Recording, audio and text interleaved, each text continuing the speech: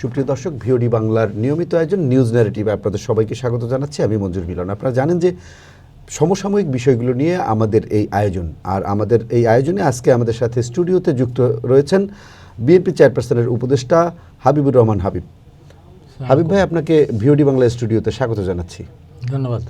আমরা আলোচনায় চলে যেতে চাই। আমরা জানি যে দেশে একটি নির্বাচনের কথা হচ্ছে, নির্বাচনের জন্য একটি সুনির্দিষ্ট সময়ও নির্ধারণ করে দিয়েছেন প্রধান উপদেষ্টা। সেই বিষয়ে চিঠিও তার দপ্তর থেকে নির্বাচন কমিশনে গেছে।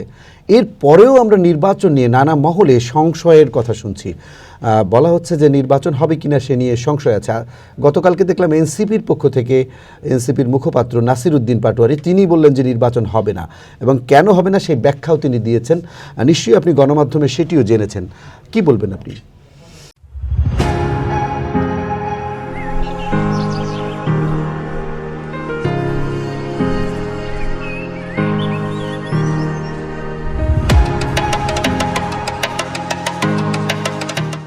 আপনাকে ধন্যবাদ।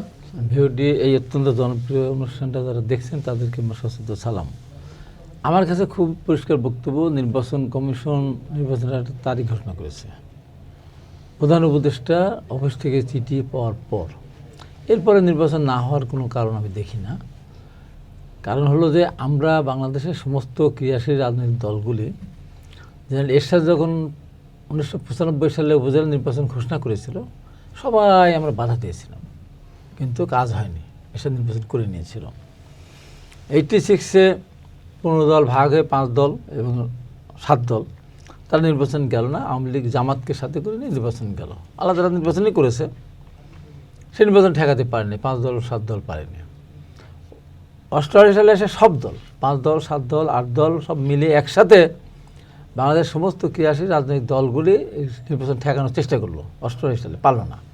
এরপরে 1996 সালে ম্যাডাম খালেদা জিয়া, ইতিহাসে যে কোনো তার নাম স্বর্ণাক্ষরে লেখা থাকবে, যে সংবিধানের তত্ত্বাবধায়ক সরকার বিধান সংশোধন করার জন্য একটা নির্বাচন করলেন 15 ফেব্রুয়ারি। সব দল বিরোধিতা করলো, নির্বাচন কিন্তু হয়ে গেল। এরপর 2014 সালে আমরা সব দল, রাজনৈতিক দলগুলি আমরা নির্বাচন করলাম না। আমরা আওয়ামী লীগ কিন্তু নির্বাচন 153 আসন বিনা প্রতিদ্বন্দ্বিতায় জিতে গেল। তারপরে কিন্তু আন্তর্জাতিক বড় বড় সংস্থা, তারা একটাতে প্রেসিডেন্ট হলেন সাবের সংসদী, আর একটা হলো শেরিন শারমিন। পৃষ্ঠবাসীর কাছে মনেই হলো যে 153 বিনা প্রতিদ্বন্দ্বী নির্বাচিত হয়েছে। এরপরে 2024 সাল সব দল চেষ্টা করলাম, নির্বাচন ঠেকাতে আমরা পারিনি। এখানে নির্বাচনের তারিখ হয়ে গেলে এনসিপি বললো নির্বাচন হবে না, আর নির্বাচন হবে না, এটা আমি বিশ্বাস করবো? এই নির্বাচন ঠেকানোর ক্ষমতা কারণ নেই। এতগুলি দল একসাথেও পারেনি। আর এনসিপি এবং সেই সাথে জামাত এবং চরমনাই, এই দুটো দলের ভিতরে পরস্পর প্রতিদ্বন্দ্বী ছিল। জামাতকে চরমনাই মুসলমান বলে স্বীকার করতো না, ইসলামিক দল বলে স্বীকার করতো না। এখন তারা মিলছে যেভাবে হোক। এই দুইটাই কিন্তু স্বাধীনতার পক্ষে শক্তি না, একবার স্বাধীনতার বিপক্ষে শক্তি। এর সাথে এনসিপি যোগ দিয়ে যদি মনে করে যে নির্বাচনটা হবে না, আর যদি আপনার প্রধান, আপনারা কি এই শক্তিকে মোকাবেলা করতে ভয় পান? না, ভয় পাবো কেন? আমি বললাম নির্বাচন কমিশন যখন তফসিল ঘোষণা করে দেবে, তখন এইগুলির সামনে আসতে পারবে না। তো প্রশাসন তখন অবশ্যই তাদের একটা দায়িত্ব তারা নেবে, অবশ্যই। আর নির্বাচন ছাড়া কতদিন দেশ চালাবে? তাদেরকে বলতে হবে যে কত বছর, 3 বছর না 5 বছর, তখন নির্বাচন, সেই ডেটটা তারা বলুক।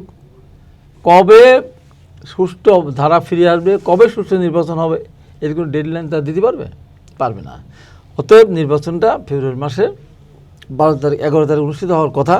আশা করি সেই সময়ই হবে। যদি কিনা এদের প্ররোচনায় পড়ে সরকার হবে না, আমি জানি, তারপরেও বলি, যদি কোনো কারণে নির্বাচনের কোনো ব্যত্যয় ঘটে, টোটাল দায় দায়িত্ব জামাত, চরমনাই এবং এনসিপিকে নিতে হবে। এর পরবর্তী সময় বলি, ফেব্রুয়ারির পরে এই সরকার রাষ্ট্রীয় ক্ষমতা থাকতে পারবে না। আর সেনাবাহিনীও আর এই সরকারকে পাহারা দেবে না। সেনাবাহিনীর একটা সীমা আছে, কতদিন তারা পুলিশের কাজ করবে।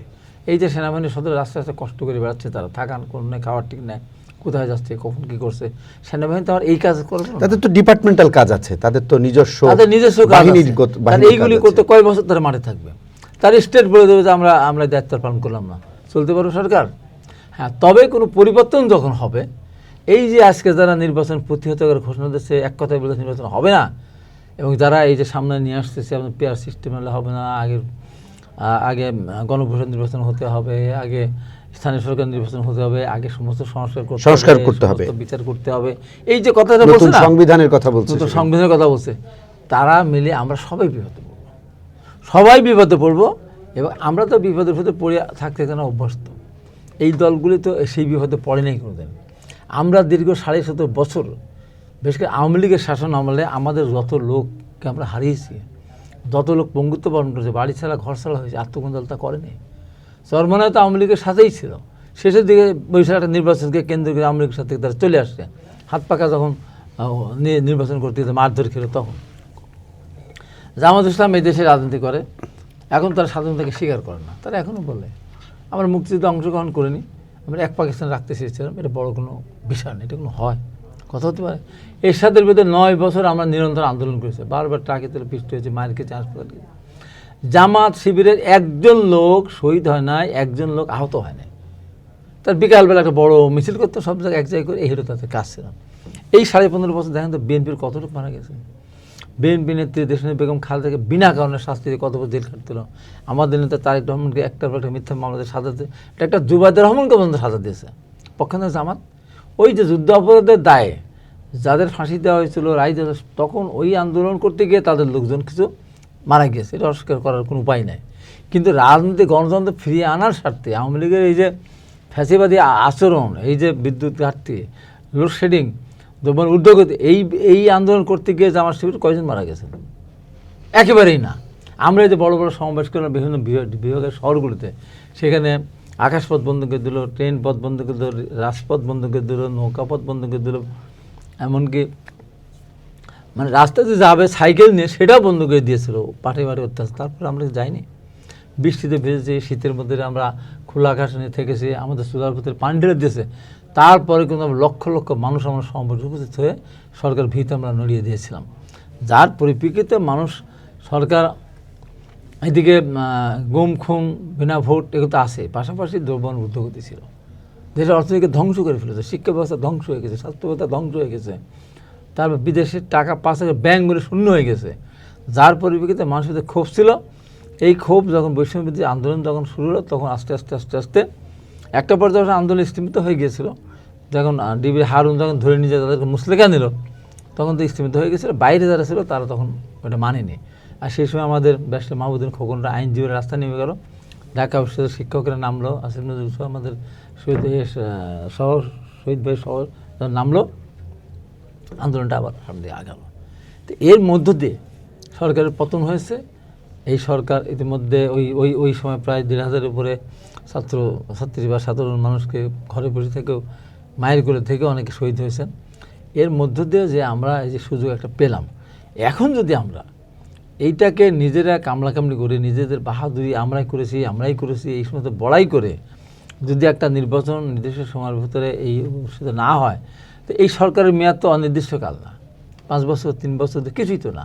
অতএব আর যতদিন নির্বাচন না হবে ততদিন কিন্তু কোনো ইনভেস্টমেন্ট আসবে না। আমরা দেখলাম বড় ধরনের একটা আন্তর্জাতিক সামিট হয়ে গেল, যেখানে আমরা মনে করছিলাম না, সেই বিষয়ে তো আপনাদের স্থায়ী কমিটির সদস্য আমির খুসরু মাহমুদ চৌধুরী আজকে বলেছেন যে নির্বাচনের যে জন্য একটা সময় নির্ধারণ করা হয়েছে, এতে বিদেশি বিনিয়োগকারীরা অলরেডি প্রস্তুতি নিচ্ছেন বাংলাদেশে বিনিয়োগ করার জন্য। এবং আমাদের নেতা তারেক রহমানের সঙ্গে যখন লন্ডন বৈঠক হলো, ওই তখনই আশ্বাস হয়ে অনেক সময় আন্তর্জাতিক যে সমস্ত সংস্থাগুলি আছে তার অর্থ ছাড়তে শুরু করেছিল, যাক পরিবেশ একটা আসছে। এখন হঠাৎ করে নির্বাচন হবে না বলাতে তারা যদি পিছিয়ে যায়, দেশটা কোথায় যাবে? শুধু এনসিপিকে ক্ষমতা আনার জন্য, শুধু জামাতকে ক্ষমতা আনার জন্য, চরমনাইকে ক্ষমতা আনার জন্য দেশ ধ্বংস হয়ে যাবে? এটা দেশের মানুষ মানবে? নির্বাচন ইস্যু, আমরা ঐকমত্য কমিশনের নানা বিষয়ের যেসব ইস্যু আমরা দেখি, জামাত এবং এনসিপি একই সুরে কথা বলছে, তারা এখন ক্ষমতা তারা আছে। জামাত ক্ষমতা চূড়ান্ত ভোগ করতেছে, বিশ্ববিদ্যালয়ের ভাইস চ্যান্সেলর করে ম্যাক্সিমাম তাদের, প্রশাসন বিভিন্ন জায়গায়, স্বাস্থ্য আপনাদের কেন খাতে। আমাদের ওইভাবে তো আমরা করি নাই, প্রমোট করি নাই, তোর জন্য যে কারণে আমাদের লোক থাকা সত্ত্বেও কি পয়েন্টগুলোতে তারা অধিকার করে বসে আছে। আর এনসিপি তাদের 3-4 উপদেষ্টা ছিল, এই অবস্থার মধ্যে তারা এই দিক থেকে একটা তাদের কাজকর্মগুলো তারা করে নিয়েছে। বড় একটা মন্ত্রণালয় আপনার এইচডির মধ্যে দেখেন 17টা ইঞ্জিনিয়ার আছে, কিন্তু দুর্নীতির অভিযোগও তো আছে, অবস্থা আছে তো। অতএব এই এনসিপি যদি গঠন না করেও দেশে যদি 3-4 মাসের ভিতরে একটা নির্বাচন হতো, তাহলে এই ছেলেরা যদি স্বতন্ত্র নির্বাচন করতো তাহলে এরা কিন্তু প্রতি এমপি আসতো। এখন আর তাদের সেই অবস্থা নাই। এখন তারা বহু বিতর্কিত হয়ে গেছে, তারা থাকতো ম্যাচে, চড়তো বাসে। কিন্তু আপনি এই কথা এখন বলছেন, কিন্তু- আমরা গত 2 দিন আগে ব্র্যাকের একটি অর্গানাইজেশন, তাদের একটি আমরা রিপোর্ট দেখলাম, প্রতিবেদন দেখলাম, তারা একটা জনমত জরিপ করেছে, সেখানে বলেছে যে এনসিপির কিছুটা হলেও সমর্থন বেড়েছে, বিএনপির সমর্থন কমেছে, জামায়াতের সমর্থন বেড়েছে। এটি খুবই গ্রহণযোগ্য একটি প্রতিষ্ঠান, সবাই বলছে। না, এটা কোনোভাবেই না। এনসিপির সমর্থন বাড়বে কোন কারণে? এই সংগঠনটি ব্র্যাকের একটি না, সংগঠন, সেটা ব্র্যাক জনমত করতে জরিপের পারে, একটি সংগঠন। ব্র্যাকের মধ্যে কতদিন তো এর আগে বলতো যে শেখ হাসিনার এত সমর্থন বেড়েছে, আবার তাই এবং ছিল। এটি নিয়েই কিন্তু নানা মহলে এটা নিয়ে কথা নানা হচ্ছে। মানে এটাও একটা আপনার ফ্যাব্রিকেটেড একটি হতে পারে। কারণ হলো যে বিএনপি জনপ্রিয়তা কমবে কোন কারণে? চাঁদাবাজি। সেখানে তারা চাঁদাবাজি সহ দখল এই বিষয়গুলোকে বিএনপি তুলে যে ধরেছে। চাঁদাবাজি যে দখল কথা বিএনপির তো অভিযোগ নিয়ে আসছে, তার সাথে কয়েক গুণ বেশি করতে জামাত। বিএনপি ধরেন পুকুর ছিল দখল করে নিয়েছে, জায়গা ছিল দখল করে নিয়েছে। কিন্তু জরিপে তো দেখানো হয়েছে জামাতের ভোট কমেনি, বেড়েছে, বিএনপির কমেছে সমর্থন। না, এটা তো জরিপ দেখিয়েছে, তাদের মতো করে দেখেছে। আবার আরেকটা প্রতিষ্ঠান জরিপ করলে পথে তখন উল্টা হতে পারে। কারণ কি? কারণ হলো এই যে জামাত তাদের 6-7টা ব্যাংক তারা দখল করে নিয়েছে, তাদেরই ছিল এক সময়। তারা যদি রাতারাতি যদি ব্যাংক দখল করতে পারে, আমার পুকুর আপনি দখল করে নিয়েছেন, আমার ফাড়া মাছ আপনি মেরে নিয়ে গেছেন, তা আমি আমার ওখানে গেলে আমার দোষ থেকে। এই যে তারা তো হাজার হাজার কোটি টাকা তার ব্যাংক দখল করেছে, আমরা কি সেটা করতে গিয়েছি? তারপর যে জিনিসটা জামাতের নাম চাঁদাবাজি আসতেছে না, হ্যাঁ, আসছে। আসতেছে, আরও আসবে। দিন যত যাবে তত আসবে।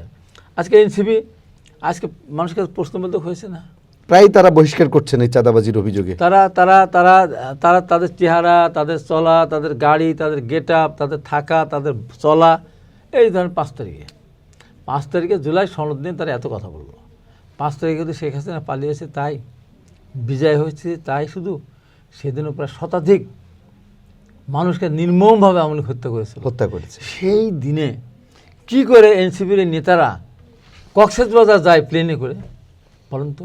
এটি নিয়ে তো নানা বিতর্ক হয়েছে, পাশাপাশি তাদের দল থেকে নোটিশও দেওয়া হয়েছে।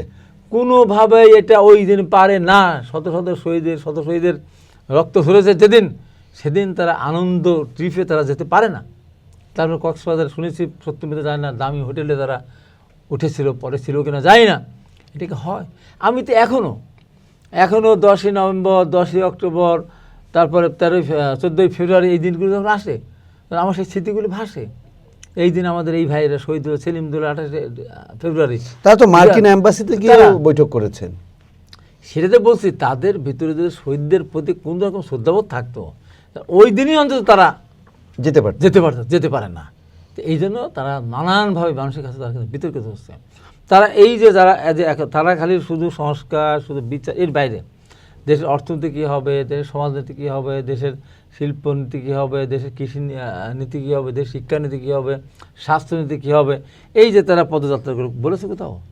শুধু বিএনপির সমালোচনা, বিএনপি এটা করলো, বিএনপি সেটা করলো, তারেক রহমান এটা করলো, এই সমালোচনা দিতে মানুষ পেট ভরবে না।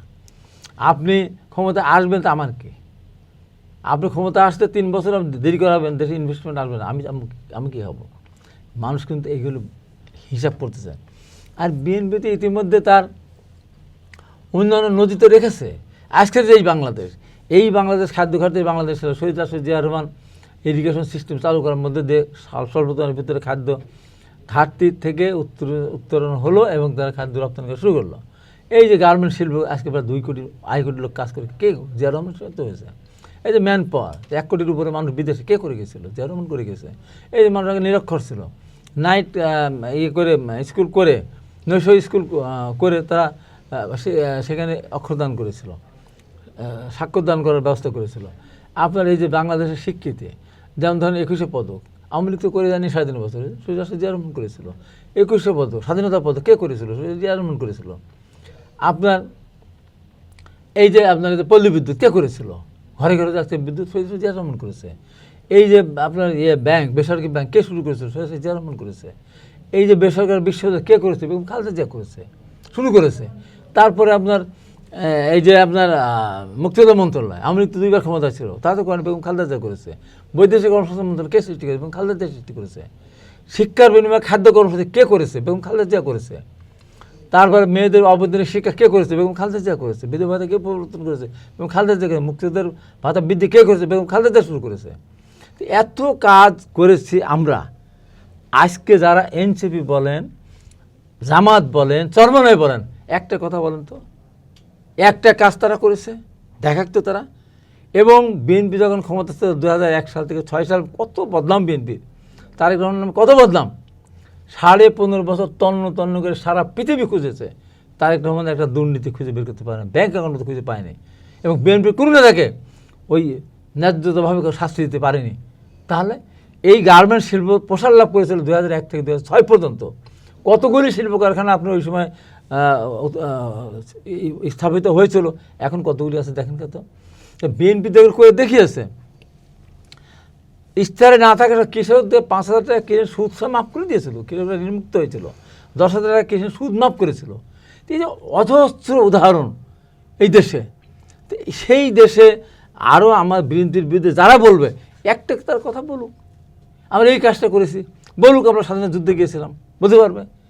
বলতে পারবে না। বলুক আমরা এই কাজটা করেছি, বলতে পারবে না।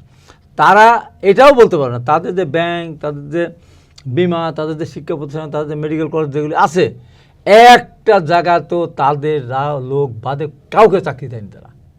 অথচ তারা যমুনা ব্যাংক বলেন, ঢাকা ব্যাংক বলেন, এশিয়ান ব্যাংক বলেন, যাই বলেন না কেন, ব্যাংক অফিসে তারা তাদের লোক কাজ করে, তাদের কোনো প্রতিষ্ঠানে কিন্তু কাজ করে না। তাহলে মানুষ তাদের কাছে কেন যাবে? ওই লোকগুলি যারা তাদের কর্মী, তারাই তাদের ভোটার। তার বাড়ির কাছে তার আপন ভাইও যদি ক্যান্সারের রুগী হয়, যদি হার্টের রুগী হয়, পা ভেঙে পড়ে থাকে, সে জামাত না করে দেখতে যায় না।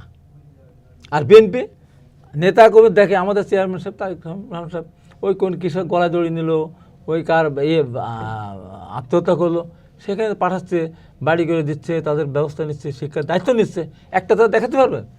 তারেক রহমান কতগুলি ছাত্রছাত্রীদেরকে যে বিভিন্ন জায়গায় দায়িত্ব নিয়ে পড়ায়, হিসাব আছে?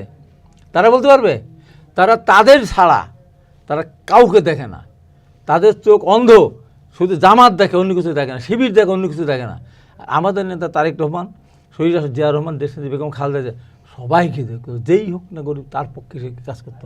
তাহলে এই কিছু বিএনপির ছেলেরা কিছু কিছু জায়গায় অন্যায় কিছু করেছে, অস্বীকার করবো না, তাদের শাস্তি দিয়েছে। এটা বাংলাদেশের উদাহরণ। দীর্ঘদিন যারা আওয়ামী লীগের আমলে দেশ ছাড়া, ঘর ছাড়া, বাড়ি ছাড়া হয়েছে, স্ত্রী বাচ্চা কাদের সাথে দেখা হয় না, তাদেরও তো বহিষ্কার করেছো না। তুমি যতই অবদান রাখো না কেন, তুমি এই অপকর্ম করেছো, বলছে, সেটা সাথে সাথে ব্যবস্থা নিয়েছে। এই উদাহরণ আছে বাংলাদেশে? কোনো কালে ছিল? তো এইরকম একটা অবস্থান যেহেতু তারেক রহমান নিয়েছেন, তখন আপনি বিএনপি জনপ্রতি, বিএনপি জনতা একে এর মতো কুচুর পাতার পানি বলতে হয়ে গেল। আমরা তো প্রমাণ আমরা দেখিয়েছি। এই যে দেখেন বিশ্ববিদ্যালয়, আমাদের কত ছেলে লেখাপড়া করতে তার 5 বছর, 7 বছর, 10 বছর লেগেছে, ক্যাম্পাসে যেতে পারেনি, পরীক্ষা দিতে পারেনি। আজকে যারা এনসিপি বলেন, শিবির বলেন, তাদের একটা ছেলে একটু দেখাতে পারেন যে তাদের সেশন লস হয়েছে, একটা তারা দেখাতে পারবে না। আরামে তারা বিশ্ববিদ্যালয় থেকেছে, হলে থেকেছে, ঘুমিয়েছে, খেয়েছে, নিশ্চিন্তে নাক ডেকে ঘুমিয়েছে। এটা কিভাবে সম্ভব ছিল? এটা পড়াশোনা করেছে। দেখেন, শিবির করে, ছাত্রলীগে যোগদান করে, মিছিলের স্লোগান দিত, 1-2টা শিবির ধরে ধরে ধরে জবাই করো, বলতো না? ওই মিছিলে কিন্তু শিবির নেতারা ছিল। পরবর্তী 5 তারিখের পরে বলল, আমি ছাত্র শিবিরের প্রেসিডেন্ট, আরেকদিন বলে আমি ছাত্র শিবিরের সেক্রেটারি, ঢাকা বিশ্ববিদ্যালয় শাখা। এর সে মুনাফিক আর কিছু আছে? আমাদের ছেলেকে পারতো না? আমাদের বছর লস হয়ে গেছে, বাবা মা কষ্ট করে বিশ্ববিদ্যালয়ে পাঠিয়েছে, মেধার দিয়ে ভর্তি হয়েছে, কত ছেলে ঝরে গিয়েছে, তারা পড়াশোনা করতে পারে না, তারা আপোষ করেনি তারা। আর তারা ওখানে আরামে থেকে ঘুরে ফিরে খেয়ে এখন হয়ে গেল তারা বিপ্লবী, আমাদের ছেলেরা বিপ্লবী না। আপনি দেখেন, এই যে বিগত সরকার আপনার 1814 সালে বিনা ভোটে নির্বাচিত হয়েছিল, এরা বলেছিল কোনোদিন যে আমরা এটা মানি না? 18 সালে রাত্রিবেলা ভোট নিয়ে গেল, আমাদের ক্ষতবিক্ষত করলো, ওকে বলেছে এই সরকার কেন এটা করে, এই সরকার আমরা সমর্থন করবো না। আবার 2024 সালে একতরফা নির্বাচন করলো, তারপর কি তার প্রতিবাদ করেছে? না, প্রতিবাদ না করে বরঞ্চ কোটা সংস্কার করতে গিয়ে কোটা বাতিল করে দিয়েছিল। পরবর্তী সময় যখন কোটা নিয়ে আসলো, এই দুর্নীতি যখন বেরোতে লাগলো, আওয়ামী লীগের বের হবে বলে এই জিনিসটা সামনে নিয়ে আসলো কোটাটা। দেখেন, এই জানে যে এই সরকার একতরফাভাবে নির্বাচিত না, একতরফাভাবে নির্বাচন করেছে, জনভোটে নির্বাচন না, সেই সরকারের প্রধানমন্ত্রীর সাথে দেখা করার জন্য এই ছেলেরা প্রাণান্ত চেষ্টা করেছে, করেনি? ওবায়দুল কাদের সাথে দেখা করার জন্য কত চেষ্টা করেছে, প্রধানমন্ত্রী পাত্তা দেননি, ওবায়দুল কাদের কথা বলেনি। শেষ পর্যন্ত তারা আজকে তারা যাকে আওয়ামী দোসর বলে রাষ্ট্রপতি শাহাবুদ্দিন চুপ্পু, শেষ পর্যন্ত তারা দুধের স্বাদ ঘোলে মেটানোর মতো তার রাষ্ট্রপতির কাছে স্মারকলিপি দিতে গিয়েছিল। তার এইটাকে ওই সরকারকে তো মানাই উচিত না। এবং তারা একদিনের জন্য বললেই প্রথমে দেখেছে আমরা সরকার পতন চাই, সরকারের কাছে তারা তার দাবি দেওয়া আদায় করতে চেয়েছে। আজকে তারা হয়ে গেল সরকারের আর আমরা হয়ে গেলাম সরকার দোসর, আমরা সব কিছু হারিয়ে। তাই আজকে আমাদেরকে এই কথাটা বলে, আমি যে একটা কথা নিয়ে আমাকে বিভিন্নভাবে বলা হচ্ছে, আপনি এটা বলেন সেটা বলেন, আমি যে কথা আজকে বললাম, আমি তো বলেছি 98 সালে বলেছি, আমি বলছি 2024 সালে। আমি এখনও রাজি, বলুক ধানেশ্রী সাবের বীজ, ধানেশ্রী সাবের বীজ, ধানেশ্রী ধানেশ্রী সাবের বীজ, ধানেশ্রী গোখরা সাবের বীজ, বলুক, আমার কোনো আপত্তি নেই। যখন বলে নৌকা ধানেশ্রীর 2 সাবের 1 বিষ, তখন আমি তো সহ্য করতে পারি না। যারা আমাদেরকে হত্যা করলো, আমাদের গুম করলো, খুন করলো, সেই দলের সাথে আমাকে যদি মিলাতে যায়, তখন তো আমার মুখ দিয়ে এটা বের হবেই। ওরা বলুক, আমার বিরুদ্ধে বলুক, আমার 4টা কথা বলে, এই 4টা কথা বললে আমি কাউকে খাতির করব না। সেটা হলো আমার পলিটিক্যাল কথা বলবোই, সেটা শহীদ রাষ্ট্র জিয়া রহমান কিন্তু থেকে কথা বলে। ম্যাডাম খালেদা জিয়াকে যদি অন্যায়ভাবে তার শাড়ি নিয়ে যাবে, তার গহনা বিতরণ করে দিতে হবে, আমাদের নেতা তারেক রহমানকে মিথ্যামিথ্যে যেটা বললো, বলে টিনের চালে কাওয়া, এটা শব্দ ব্যবহার করা যায় বলেন তো? আবার গাজীপুরে ছিনতাইকারীরা মেরে ফেললো একটা সাংবাদিক গলা কেটে, এই দিয়ে দিল, সেটা দিয়ে দিল, বিএনপিটা করেছে, মামলা একটা হয়েছে। আমি যে কথাগুলি বললাম, এই যে আমি ফোর্থ পেজে বক্তব্যটা দিয়েছি, আমি আমার কর্মীদেরকে বোঝানোর জন্য বলেছি। সেখানে সারিজ আলম আমার বিরুদ্ধে পোস্ট দিল, আমাকে ধরলো, র্যাব ধরে নিয়ে গেছে বললো, সেটা জামাত ইসলামের লোকেরা এমন প্রচার করলো। এই যে মিথ্যাচার, বিএনপি আমরা যারা করি, আমরা মিথ্যাচার করা আমাদের দরকার নেই। জনগণ বিএনপিকে ভালোবাসে। আবার দেখেন, নেতা হিসেবে দেখেন, আর তুলনা করেন, কোথায় শহীদ রাষ্ট্র জিয়া রহমান, কোথায় দেশনেত্রী বেগম খালেদা জিয়া, কোথায় তারেক রহমান, সামনে কারা, অভিযোগে কারা বলেন? অভিযোগে কারা? শহীদ রাষ্ট্র জিয়া রহমানের প্রতি এদেশের মানুষের শ্রদ্ধা ভালোবাসা শেষ নেই। ম্যাডাম খালেদা জিয়ার প্রতি এদেশের মানুষের বিশ্বাসের কোনো ঘাটতি নেই।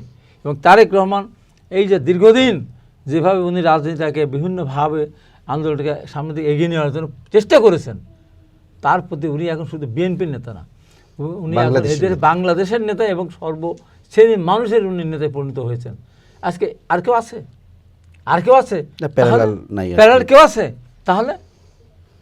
তাহলে আজকে বিএনপি শেষ হয়ে যাবে, আর অন্যরা জনপ্রিয়তা নিয়ে সামনে দিয়ে এত এগিয়ে আসবে, এটা তো হতে পারে না। যাদের দেশের জন্য কোনো অবদান নাই, সমাজের জন্য কোনো অবদান নাই, তাদের কাছে মানুষ কেন যাবে? আপনার একটি বক্তব্য ভাইরাল হয়েছে সম্প্রতি, এই যে আপনি একটি বক্তব্য আমরা দেখলাম যে সোশ্যাল মিডিয়ায় এটা বিকৃত করা হয়েছে কিনা আমরা কিন্তু এখনো, এই যে জিপ টেনে বিকৃত করবে কেন? আমি তো এটা 98 সালে বলেছি, বললাম না, শহীদুদ্দিন চৌধুরী অ্যানিকে যখন বলা হলো যে সে কারা রাইফেল দিয়ে গুলি করতে গিয়েছিল, পুলিশ আত্মরক্ষার্থে টিয়ারশেল নিক্ষেপ করেছে, শহীদুদ্দিন চৌধুরীর মাথায় দেখুন দাগটা আছে। ওই দিন বললাম না যে আমি ওই দিনই তো প্রেসক্রিপশন বলেছিলাম এই কথাটা, আপনি জাতীয় সংসদে যেহেতু বলেছেন, এর অপরাধে আপনার জিব্বাটা কেটে কুত্তা দিয়ে খাওয়া দেওয়া। আমি তো কাটার দিক দিয়ে কাটতে বলেছি। আর জামাতের আমির কি বলেছে? জামাতের আমির বলেছে আমাদের বিরুদ্ধে কেউ আঙ্গুল তুললে তার জিভটা ডাইন হাত না বাম হাতের আঙ্গুল দিয়ে টেনে ছিঁড়ে ফেলবো, বলছে না? তা আমার যদি পাপ 100 টন হয়, তার পাপ তো 1 লাখ টন। সে জিভা ডান হাত দিয়ে না বাম হাত দিয়ে টেনে আঙ্গুল দিয়ে টেনে ছিঁড়ে ফেলবে। এই যে অবস্থা, আমি যখন প্রেসক্রিপশনের বক্তব্য বললাম এবং ম্যাডামের শাস্তি যে দিয়েছিল, বললাম যে আপনার মাকে জিজ্ঞাসা করেন যে আপনার মা কী বলে, যে নিশ্চয়ই আপনার মা বলে তোমাকে গর্ভ ধারণ করে আমি গর্ববোধ করতাম, আজকে তুমি যে কথা কুলাঙ্গার মতো কাজ করেছো, এটাই জন্য আমাকে শাস্তি দিবে। আমি বলেছিলাম প্রেসক্রিপশন আখতারুজ্জামান, আপনি ম্যাডাম খালেদাকে অন্যভাবে শাস্তি দিয়েছেন, আজকে সরকার বিদেশে চিকিৎসার জন্য পাঠাচ্ছে না, যদি কোনো কিছু হয়ে যায় ওনার দায়ী থাকবেন আপনি। এই জন্য আওয়ামী লীগ যতদিন ক্ষমতা থাকবে ততদিন বেঁচে থাকবেন, যেদিন আওয়ামী লীগ ক্ষমতা সেদিন আমাকে মরতে হবে, আগে মরলে আমার ডিএনএ টেস্ট করা হবে। তো 1 বছর হয়ে গেল, আমি কি হত্যা করেছি? তাহলে তাহলে এইটা আমি গুরুত্ব বোঝানোর জন্য যে এখন স্লোগান দিক, ধানের শীষ, সাবের বীজ, ধানের শীষ, এই বীজ, ধানের শীষ, বলবো আমার কোনো আপত্তি নেই। কিন্তু যখনই নৌকার সাথে তুলনা করবো তখন আমি আমার কথা বলবো। এই বাংলাদেশে অবশ্যই, কারণ আওয়ামী লীগ গত 16-17 বছরে যা কিছু তার সাথে আমার করেছে, তুলনা করবে? এটির সাথে তুলনা করার মতো সময় এখনো আসেনি কোনো তাহলে রাজনৈতিক দলকে। তাহলে আমার দলকে কেন সেই তুলনাটা করবে? আর সেটা বলে আমি কেন মানবো? আমার নেতা থাকে লন্ডনে, এখানকার মালার সোহাগ একটা ভাঙড়ি ব্যবসায় কেন্দ্র করে ওই রাত্রে কেন মিছিল বের হলো? কেন বিএনপির বিভিন্ন জায়গায় ছিঁড়া হলো, মানে পোস্টার ছিঁড়ে ফেলা হলো, বিলবোর্ড ভাঙা হলো, বিএনপি অবসর পরদিন মারলো, কী বল, বোমা মারলো। আমরা তো হতবাক হয়ে গেছিলাম, বিএনপি স্তম্ভিত হয়ে গেছিলো। আমি তো রাত্রি 2:30টার সময় প্রথম, আমার বাসায় সাংবাদিক ছিল, আমার পেছনে না যায় তার সঙ্গে জিজ্ঞাসা করলাম, সেদিন বলেছিলাম সাবধান, সাবধান করে বলছি তারেক রহমানের নামে এই স্লোগান দিবেন না আপনারা। ওনার কোনো দোষ নাই, ওনার বিরুদ্ধে আপনারা কেন স্লোগানটা দিচ্ছেন, কেন এই স্লোগান ওনার এখানে দায়ী? পরবর্তী সময় কেউ তখন মুখ খুলল না, আমি খুলেছি। পরবর্তী সময় পরের দিন উনি বলেছেন, তারপরে উনি বলেছেন যেই হোক, ও যুবদল, সেও যুবদল, বহিষ্কার করেছে, তারপরে থানায় মামলা করিয়েছে এবং বিএনপির কোনো আইনজীবী যেন তার পক্ষে আইনি সহায়তা না করে, এত বড় উনি এই দেখালেন। তারপর ওনার বিরুদ্ধে স্লোগান, হ্যাঁ? তারপরে ডাক্তার মাসুদ বলবে যে আওয়ামী লীগ 5 তারিখে দেশ ছাড়া হয়েছে, বিএনপি একটা দল, তার নাম গিনেস বুকে উঠবে, পৃথিবীতে দেশে দেশে সরকারের বিরুদ্ধে বিরোধী দল পতন আন্দোলন করে। আর বাংলাদেশে একটা মাত্র দল বিএনপি, এখন বিরোধী দল, এই বিরোধী দলেরই পতন ঘটানোর জন্য বাংলাদেশ রাজনৈতিক দলগুলি রাস্তায় নেমেছে। তাই বিএনপিকে বলবো, বিএনপি যদি মাফ না চায় তাহলে বিএনপিকে আওয়ামী লীগের মতো দেশ ছেড়ে পালাতে হবে। এটা বলতে পারে, এটা বলতে পারে, এটা বলার পরে আমি মুখ বন্ধ করতে পারি? অন্য কেউ বল, আমি তো পারবো না। কারণ এর জন্য বারবার জেলে গেছি, আমাকে রাস্তায় পিটিয়েছে, আমাকে 2018 সালে আমাকে গুলি করেছে, গুলি লাগেনি, আল্লাহর রহমতে কুপি আমার ক্ষতবিক্ষত করেছিল। তারপরে আমি গেলাম মিরপুরে মিছিল করতে গেলাম, সেখানে আমার উপরে হামলা হলো। আমি গেলাম পাবনায় বিদ্যুৎ লোডশেডিংয়ের ওখানে, আমাকে যেভাবে মারা হলো মেরে ফেলে দেওয়ার জন্য। তা আমার এগুলির কোনো অবদান নাই, আমাদের এই কষ্টের কোনো অবদান নেই। আমি বলবো আমাকে আমাদের নেতা তারেক রহমান দায়িত্ব দেবে, একমাত্র জেলা পাবনা, প্রত্যেকটা প্রোগ্রাম আমি করেছি। আওয়ামী লীগের দুর্গের মধ্যে আমি ঢুকেছি, এডওয়ার্ড বিশ্বাস করার মিছিল নিয়ে 7 নম্বর, সেটা 7 নম্বরের সাথে আওয়ামী লীগের সাংগঠনিক অবস্থা। তারপরেও যার সারা বিশ্ব দেখছে, যেখানে কলেজের বিশ্ব পার্টি ছাত্র যেতে পারে না, আমি সেখানে গেছি, জীবন রিস্ক নিয়ে গেছি। আজকে আমার এই কথা নিয়ে কেউ ইনারা বাড়ি বলছে যে আমাদের নেতাদের কাছে যা এদের বিরুদ্ধে ব্যবস্থা নেন, তারেক রহমানের নামে সমালোচনা করবেন, ম্যাডাম শাড়ি ভাগ করবেন, জিয়া রহমানকে বললেন কেটেছে, জিয়া রহমান কেটেছে খাল, জিয়া কেটেছে খাল, এর সাথে লাঙ্গল আওয়ামী লীগের নৌকা। আর তারা আমাদের বিরুদ্ধে বিচার দেয় আমাদের নেতাদের কাছে যে আমাদের বিরুদ্ধে ব্যবস্থা নেওয়া লাগে। আমাদের বিরুদ্ধে ব্যবস্থা কোনো আমার আসে যায় না, কোনো আসে যায় না। দল বলে চুপ হয়ে যাবো, একটা কথা বলবো না। যখন দলের দুঃসময় ছিল আমি কথা বলেছি, যখন ম্যাডাম খালেদা জিয়াকে বিদেশে যাওয়ার কথা বলা হলো, অনুমতি দিল, শুক্র শনিবার অফিস বন্ধ, সরকারি অফিস বন্ধ, খুলে পাসপোর্ট রিনিউ করা হলো, ব্যবস্থা করা হলো, পরদিন হঠাৎ করে আনসার বলে ফেললেন। উনি আগে বললেন যে যেহেতু নির্বাহী আদেশে ওনাকে জামিন সাজা স্থগিত করা হয়েছে, বিদেশে যাওয়ার ক্ষেত্রে ওনার কোনো সমস্যা নাই। তারপর দিন বললো যে উনি আদালতের আমানত, ওনাকে পাঠিয়ে দিলে আমরা আদালত জিজ্ঞাসা করলে আমরা কি উত্তর দেবো। তখন আমি তো 71 টেলিফোন বললাম যে আগামীকাল ম্যাডামকে পাঠিয়ে দেন, আমরা জানি জামিন নিলে পরে হয় টাকা রাখতে হয়, না তো একজনকে জামিনদার থাকতে হয়। আমি ম্যাডামের কর্মী, বিএনপির কর্মী, ম্যাডামকে বিদেশে আগামীকাল পাঠিয়ে দেন, আমি আজকে জেলে যাব। উনি যতদিন না আসবেন ততদিন আমি জেলে থাকবো, এবং উনি যদি কোনো কারণে নাই আসেন, তার জন্য যদি শাস্তি মৃত্যুদণ্ড হয়, আমি মৃত্যুদণ্ড দণ্ডিত হয়ে ফাঁসির রশি গলায় নিয়ে হাসতে পৃথিবীতে বিদায় নেব। তা ম্যাডাম খালেদা জিয়া চিকিৎসা নিতে না পারার কারণে যদি কোনো কিছু ক্ষতি হয়ে যায়, বাংলাদেশ কলঙ্কিত হয়ে যাবে। আমার ওই প্রোগ্রাম ওদের 1:30টার সময় পুনঃপ্রচার হয়, আমার ওই বক্তব্যের কারণে পুনঃপ্রচার করেনি। 71 টিভি খুঁজে দেখেন, 1 ঘন্টা তারা লস করেছে। 1 ঘন্টা পর ফোন করে কী বাবা 71 কী হয়েছিল, যান্ত্রিক গ্রোথ, তাই কিন্তু আমার বক্তব্য প্রচার করবে না বলে। তারপর আনিস হককে কী বললাম সময় টেলিভিশনে, আনিস হককে বললাম যে আনিস হক সাহেব আপনি একটা দুর্নীতিবাজ মন্ত্রী, আমি তো প্রমাণ করতে না পারি আমি ধরে নিয়ে যান, আর আমি বলছি আপনি দুর্নীতিবাজ। আপনি ম্যাডাম জিয়ার কথা বললেন এটা, তারপরে ম্যাডাম জিয়াকে আপনি বলতেছেন ই চাইতে হবে, কী বলে, ক্ষমা চাইতে হবে, ক্ষমা চাইতে হবে। ক্ষমা চাইতে হবে। তার উত্তরে আমি বলেছিলাম যে আপনি প্রথিতযশা আইনজীবী সিরাজুল ইসলাম সাহেবের ছেলে, সিরাজুল হকের ছেলে, সিরাজুল হক আওয়ামী লীগ প্রেসিডেন্ট সদস্য, যার অনেক দাম, একটা প্রেসিডেন্ট সদস্য। আপনার বাবা প্রেসিডেন্ট থেকে পদত্যাগ করেছিলেন এরশাদের আইনজীবী নিয়োজিত হওয়ার জন্য, শুধু টাকার কারণে, শুধু টাকার কারণে। আপনি তার ছেলে না? আপনি সেই সিরাজুল ছেলে। তা আপনার মতো দুর্নীতিবাজের মুখে বেগম খালেদাকে মাফ চাওয়ার কথা সাজে না। কই? আমি বলেছি তো, ভয় করেছে। দলের দুঃসময়ে যত কথা আছে সব কথা কিন্তু আমি বলেছি। এখন আমার দলকে নিয়ে, আমার দলকে তুলনা করে নৌকার সাথে আমার নেতাকে দিয়ে এর সাথে আওয়ামী লীগের সাথে যে পথে গেছে সেই পথে যাবে, তারপর আমি চুপচাপ বোবা হয়ে বসে থাকবো, আমি সেই রাজনীতি আমি করি না। তার কারণ আমার তো কষ্ট আছে। দীর্ঘ 29 এই 15.5 বছরে রাত্রে ঠিক মতো ঘরে ঘুমাতে পারে নাই। কতবার অ্যারেস্টে প্রত্যেকদিন যাওয়া লাগতো আপনার ইতে কী বলে আদালতে যাওয়া লাগতো। রাত্রি গেছি আপনার, পরদিন সকালবেলা এসে ঘুমাতে গেছি, আবার কাজ করে এসে আবার ঘুমাতে এসে আমি আবার আদালতে গিয়েছি। হ্যাঁ, সর্বপ্রথম আমাকে শাস্তি দিল হাবিব শাহজাহান লিঙ্কনের সহ 15 জনের 4 বছরের সাজা। সে শামীম ছিল, বেলাল ছিল, মনির সহ 15 জন নির্বাচন অযোগ্য ঘোষণা করলো। তো এত কিছু অত্যাচার নির্যাতন আমরা সহ্য করলাম, আর আমাদেরকে তুলনা করবো এর সাথে আমি মুখ বন্ধ করে থাকবো। আমি তো ট্রেনের জিব্বা ছিঁড়তে চাইনি। এটা প্রতীকী যেটা বলেছি যে এটা করলে এটা আপনি করবেন, তার এই কথা যেন কেউ বলে না বলে। আমি আহমেদ সাহেবকে বললাম না, আহমেদের সাথে বললাম, আহমেদ হোসেন সাহেবের সাথে আপনার বললাম না, প্রায়শই বলেন না, আমি বললাম যে আপনি বলেন তো একবার বলেন বেগম খালেদা তুমি টাকা আত্মসাৎ করেছে, দেখেন আপনি জিব্বাটা কেটে ফেলা হবে। আমারও বলেন না, আপনি সবার ভয় বল নাই, কেউ বল নাই আমার সামনে। আর আমি যেখানে বের আসার পর সেই ঝুঁকি নিয়ে আমি কিন্তু বিএনপির পক্ষে কথা বলেছি, ম্যাডাম খালেদার পক্ষে কথা বলছি। ম্যাডাম খালেদা নিষ্পাপ ছিলেন, তাকে শাস্তি দিয়েছিলেন, আমি তার পক্ষে আমি কথা বলেছি, আমি মাথা নত করিনি। তো এখনও কি আমাদের সেই কথা শুনতে? আওয়ামী লীগ পালিয়ে যাওয়ার পরও, আওয়ামী লীগ যখন পালিয়ে গেল, পুরো নেতৃত্ব পালিয়ে গেল, এর পরের যে বাংলাদেশ, এই পরের বাংলাদেশে কেন এই কাদা ছোড়াছুড়ি? আসলে এই কাদা ছোড়া আমরা করি নাই তো, এই কাদা ছোড়া আমরা করি নাই।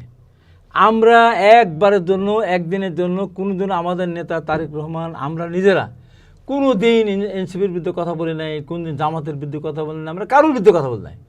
তারা আমাদেরকে আগে বলেছে, আমরা তো উত্তরটা দিয়েছি। এই যে সমীকরণ বলে না, বিএনপি তার চাঁদাবাজি নিয়ন্ত্রণ করতে পারে না, কর্মীদের চাঁদাবাজি নিয়ন্ত্রণ করে দেশ চালাবে কী হবে, এটা কি তার মুখে সাজে? বিএনপির সম্বন্ধে বলা সাজে? বিএনপির দলের নাম ধরে বলেছে, নাম ধরে বলেছে। যারা মানে কারা? বিএনপিকে যে বলে, এবং বলেছেন না তার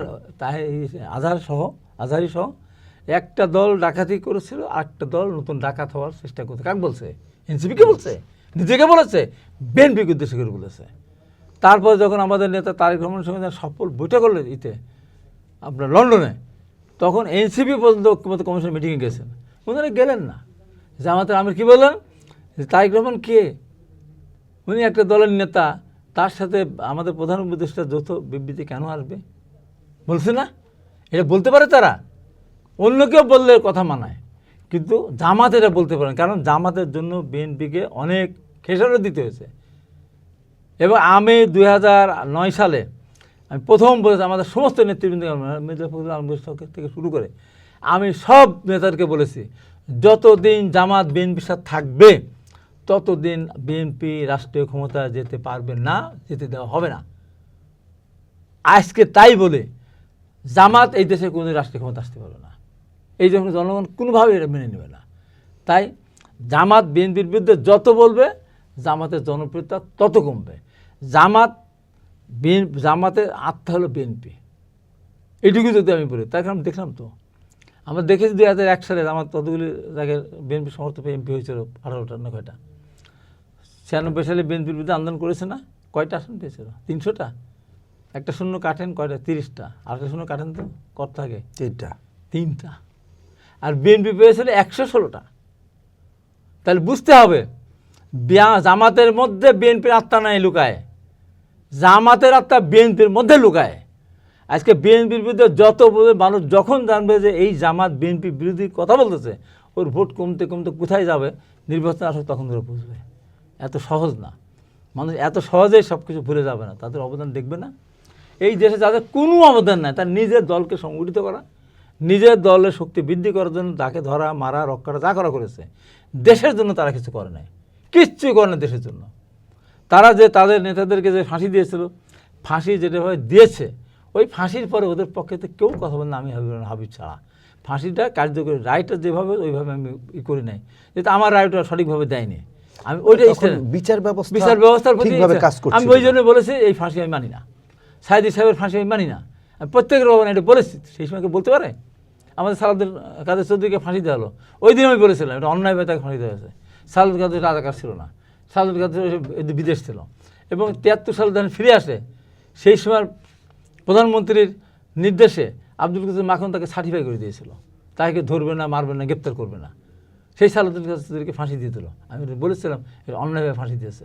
তার যেদিন জানাজা হলো, হাজার হাজার লোক উপস্থিত, নিষেধাজ্ঞা সত্ত্বে আমি বলেছিলাম সালাউদ্দিন কাদের চৌধুরী জানাজা যাওয়া নিষেধাজ্ঞা সত্ত্বে যত লোক হয়েছে, আওয়ামী লীগের বড় কোনো নেতা মারা গেলে টেলিভিশনে বলবে, রেডিওতে বলবে, পত্রিকায় বলবে, সামাজিক মাধ্যমে বলবে, ট্রাক বাস ফ্রি করে দিবে, তারপর তার অর্ধেক লোক হবে না।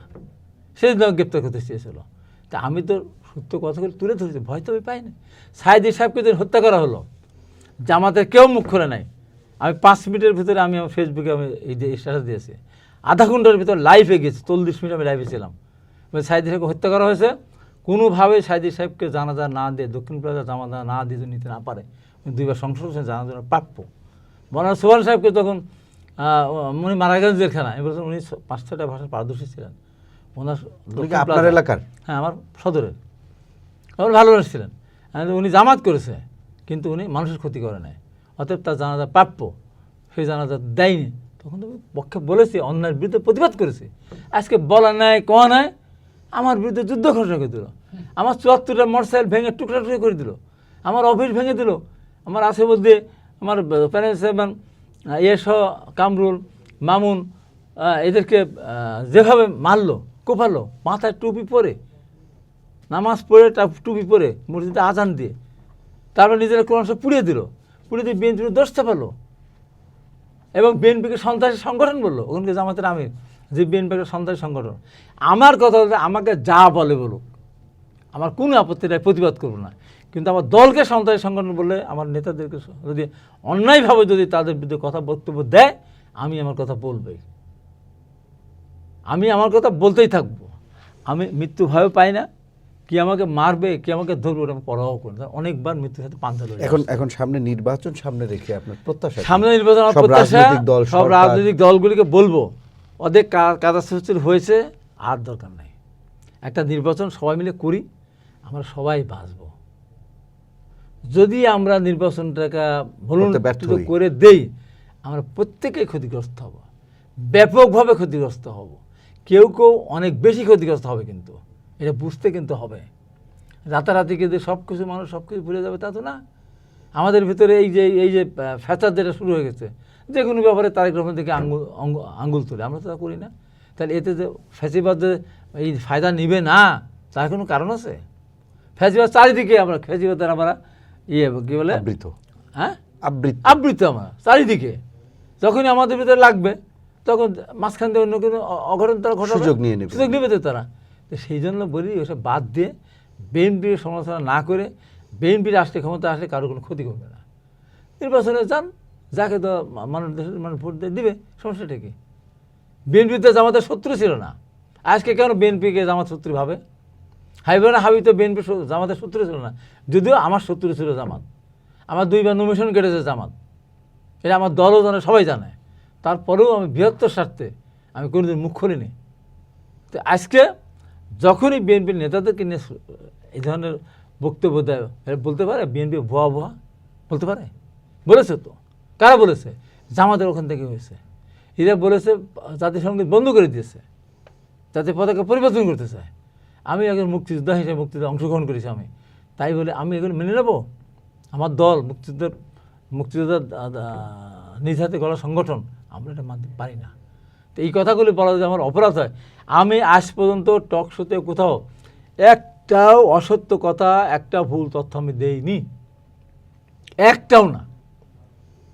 এই যে বললাম না, আমি ঘোড়ার গাড়িতে চলে আমি ঘুরতেছি, যখন সারা পৃথিবী দেখছে যে আমি টাকা নিয়ে 7 বস্তা টাকা নিয়ে গহনা নিয়ে এই নিয়ে আমি ধরা পড়েছি, আমার মনের মধ্যে এই সৎ আছে।